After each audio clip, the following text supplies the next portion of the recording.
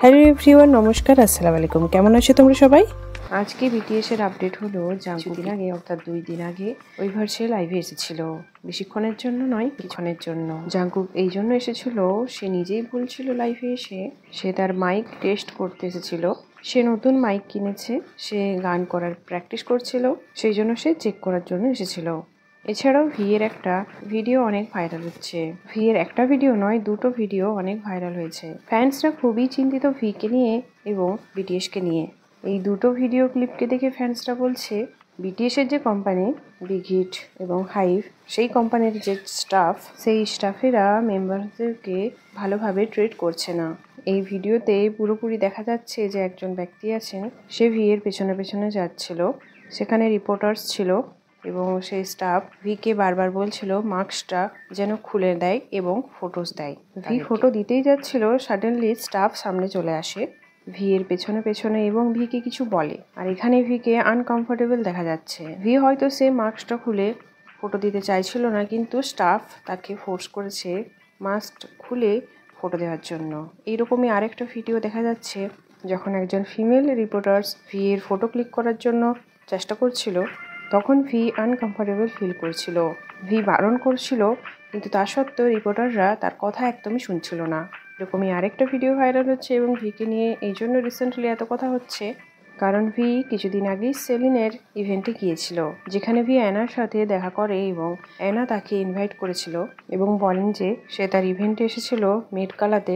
V সেটার উত্তর করতেই যাচ্ছিল, ভিকে কিছু বলতে না দিয়েই একজন স্টাফ সেই কথাবার্তার মাঝে ইন্টারফেয়ার করে। ভিকে অ্যান্সার করতে না দিয়ে সে ভি এর হয়ে বলে যে এখন বিজি চলছে তার শিডিউল, আমরা এখন কিছু বলতে পারছি না, আমরা না আসতে পারতেও পারি মিট গালাতে। মানে ভি কিছু বলেই নি, তার মাঝেই স্টাফ তার হয়ে বলে দিচ্ছে এবং মানা করে দেয়। সে নাকি বলে যে ভি অনেক বিজি আছে, সে আসতে পারবে না, পুরোপুরিভাবে শিওর নয় সে আসতে পারবে কি পারবে না। তো ফ্যান্সরা একটু চিন্তিত যে তারা সবসময়তেই তাদের সাথে এইরকমই ব্যবহার করে এসেছে।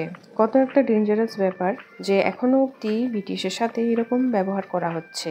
এছাড়াও যে সোজাং বলে একজন মেয়ে আছে, যাকে নিয়ে ভি এবং জাংকুক কেস ফাইল করেছিল যে সে ভুল ইনফরমেশন দিচ্ছে তাদেরকে নিয়ে।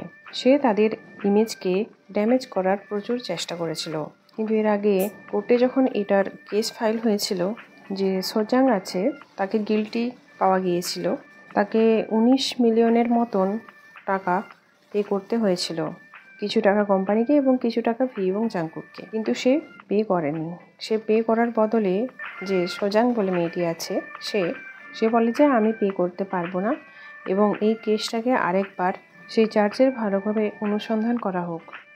কিন্তু এখন যে রেজাল্টটা এসেছে সেটা ভি এবং জাংকুক একসেপ্ট করে। কেসটা এখনও সলভ হয়নি, সোজাংকে এতটা টাকা পে করতেই হবে।